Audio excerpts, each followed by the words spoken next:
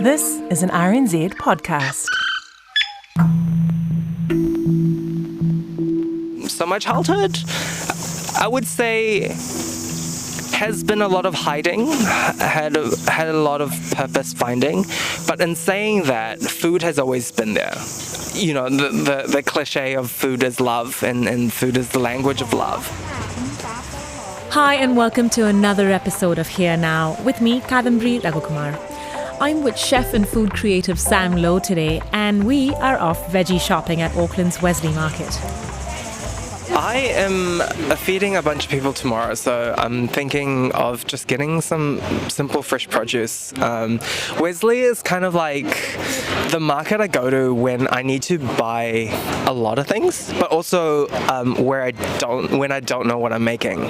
So I walk around and I probably circle the market 6-7 times before I decide what I'm making. So. I also love these rogue stores where they sell like little plates of random things for $1 or $2, and you just know that the produce is like most likely going to be organic. It's literally just like what they find on their land, and I love that. So yeah, some of the herbs that I got was from one of these store holders as well. Sam's life and career took a whole new turn after winning MasterChef 2 years ago, and these days his mind's been occupied with ideas to push boundaries even further. Something that's like occupying my headspace quite a lot lately is the idea of chasing genius and finding your own virtuosity. And I think a lot of people who start off in a creative craft, often people will chase technique and refinement through finesse within that industry.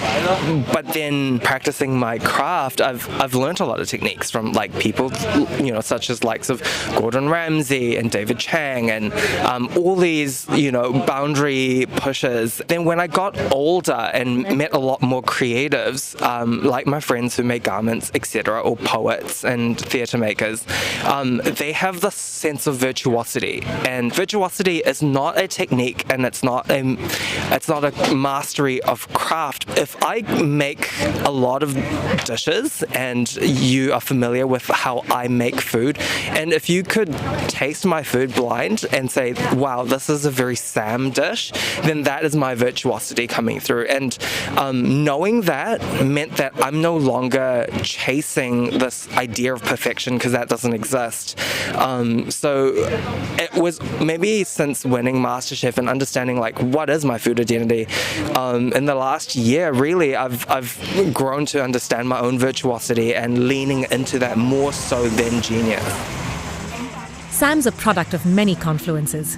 His Chinese parents owned a cafe and noodle factory in Fiji, and when the coup in the year 2000 took place, they moved with 8-year-old Sam to Auckland, chasing a better life.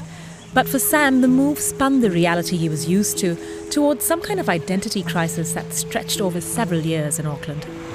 I think growing up as a double minority in New Zealand, and I didn't come out till I was 23, so quite late. So I think in my younger years, I've always sought purpose, right? Like I think if I can't speak on, you know, a lot of people, but I think traditionally, like if you grew up, you know, that quote unquote straight, or and you had a family that, you know, spoke English and you spoke to them in the same physical language, then I think you would get a better understanding of the world, because so much of the world is targeted towards that.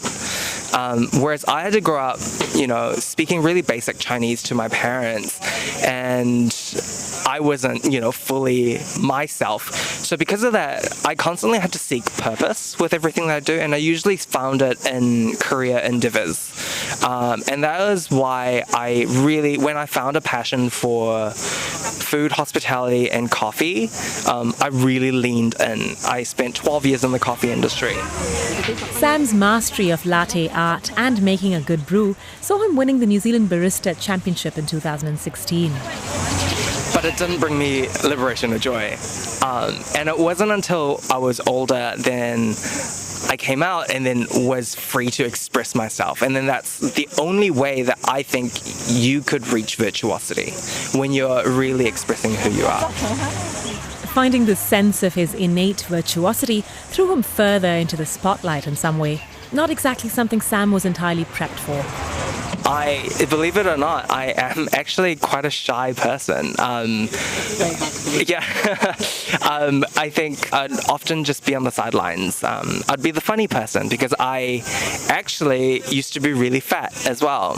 Yeah, I was considered obese when I was younger. So I was an obese Asian closeted child growing up. So because of those triple threats, you didn't want to you don't want to create attention because easy target, right? So you learn all these kind of adaptive behaviors to move through life. So, I started to learn jokes and understand what was like being funny is like, and I would understand how people communicate or read people really well because of self-defense, really.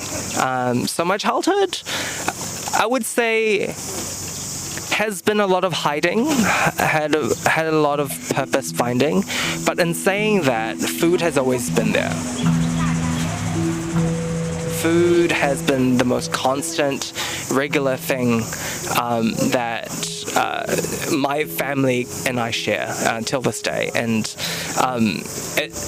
the cliche of food is love and food is the language of love. But when we say that, it means that my parents spoke to me on a deeper level that language could.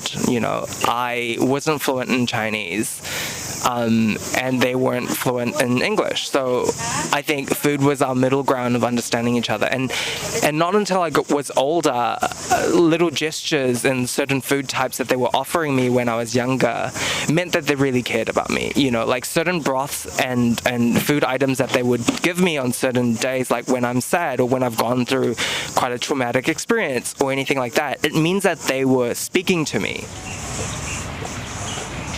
We're walking through the market for the second time round, and by now a few people have come up to me asking if I'm interviewing a fashion designer. Sam's very stylish linen outfits turning a few heads, clearly.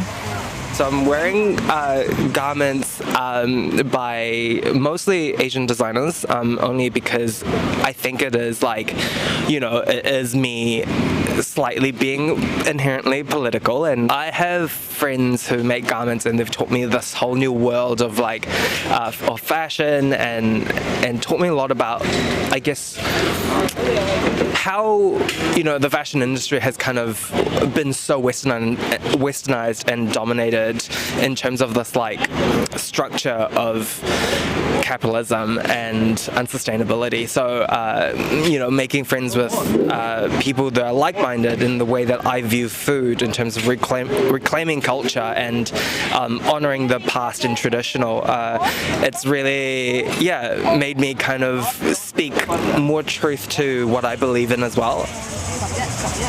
So Sam's the face of DeLonghi in New Zealand, but as a food creative exploring his identity through the projects he takes up, it's been an insightful experience into New Zealand so far, he tells me.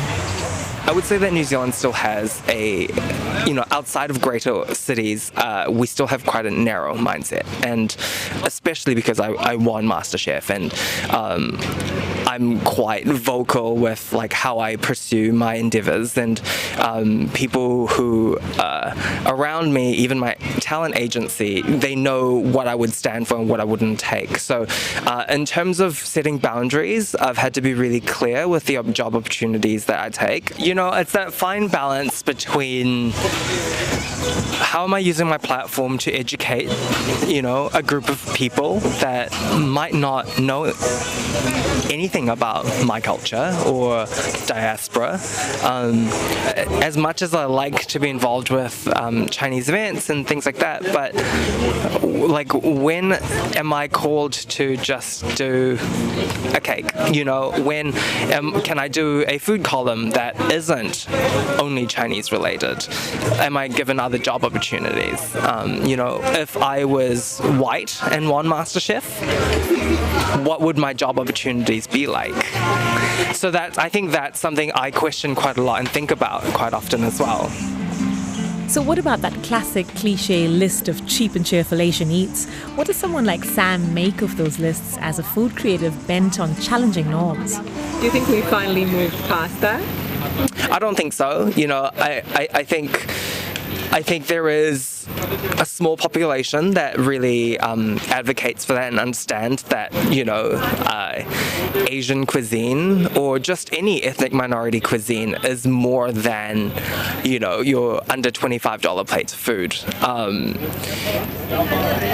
I think, I don't know, it goes back to the garment industry, the philosophy that I was talking about, right? Like, we think if you dress a certain way, then you feel like you're a part of this larger community of if you wear Gucci or Prada, you're part of this community and elite, and you represent these certain ideas. So if you eat what is trending right now, which is European bistro, if you eat steak frites with gravy or heirloom tomatoes with burrata, and you drink natural wines, I think society deems you as a part of this particular societal class, and I'd much rather have a plate of char kway teow, and I do like wine. Why can't we have both of those things together? So I think there's this classism within food that I don't think we have really moved away from. I think we still categorize quote unquote cheap eats and what is classy food. I think through conversations like this with, especially with the youth and the younger generation, especially the Gen Zs, they are a lot more aware of I guess, these types of conditioning and reshaping of society. Big thanks to Sam Lowe for that walk and talk through Wesley Market in Auckland. My name is Kadambari Raghukumar, and every week I bring you stories with people from all around the world who live here in New Zealand. You can follow the Here Now podcast on all your favourite podcast platforms, and you can also find us on the RNZ website. My name is Kadambari Raghukumar. Thanks for listening.